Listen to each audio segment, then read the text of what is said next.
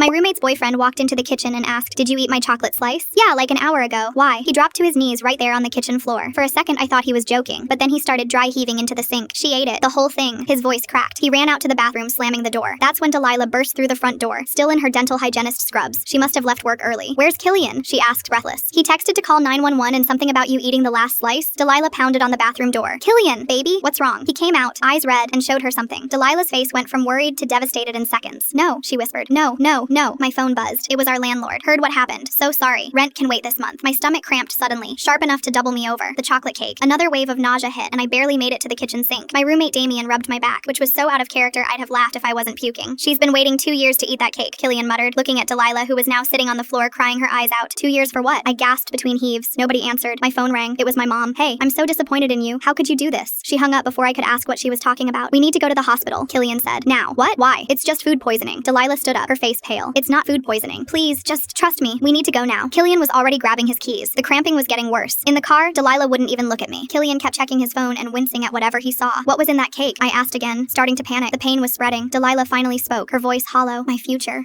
We'll deal with it at the hospital," Killian said. At the ER, Killian ran ahead to talk to the intake nurse. I couldn't hear what he was saying, but she looked shocked and waved us through immediately. That's when I knew something was really, really wrong. Delilah looked like she might cry or scream or both. A doctor appeared with a portable X-ray machine. "We need to check your stomach contents immediately." "For food poisoning?" He exchanged a look with Killian and Delilah. "Not exactly. Let's just see what we find." A nurse started prepping an IV. "Any allergies I should know about?" she asked. "Medications, latex?" She paused, looking at her clipboard. "Reactions to platinum or white gold?" "No," I answered, completely confused. They made everyone leave the room while they X-rayed my abdomen. The doctor studied the image on his tablet, zooming in on something. Killian's mom appeared in the doorway. She looked at me like I'd killed her dog. "Is it still intact?" she asked the doctor. "It's been in my family for 90 years. The room went silent except for the beeping machines. Delilah finally looked at me, her face a mask of controlled rage. "There's definitely a metallic object in your stomach," he whispered. I stared at him. "A what?" Delilah's face went red with anger. "You ate my engagement ring." What?" Killian cleared his throat. "I hid Grandma's ring in your favorite cake. I was going to propose. That was my cake, from my boyfriend, for our anniversary. It was on the middle shelf." The words tumbled out as my brain tried to catch up. "That's the communal shelf. Everyone knows that." "I was saving it for tonight." Delilah's voice rose. "You literally have your own shelf. Your name is on it in purple Sharpie." My stomach gurgled again. The ring was in there, supposedly worth thousands of dollars, floating around with the chocolate cake I thought was communal property. The doctor handed me a bottle of thick white liquid. "This should speed things along. You'll need to strain everything to recover the ring." Delilah started crying. Killian was still listing everything he had planned. His mom was FaceTiming with angry relatives. My roommate texted me, "This is why I label everything, even my water bottles." "Next time," I told Killian as another cramp hit, "maybe just use a ring box like a normal person." "There won't be a next time," Delilah screamed. The doctor cleared his throat. "Well, this is certainly going to be an insurance nightmare, destroying property worth thousands." "You're a thief," Killian's mom spat. Delilah wiped her tears. "Your type always takes what isn't theirs." As I sat there with the laxatives, I remembered something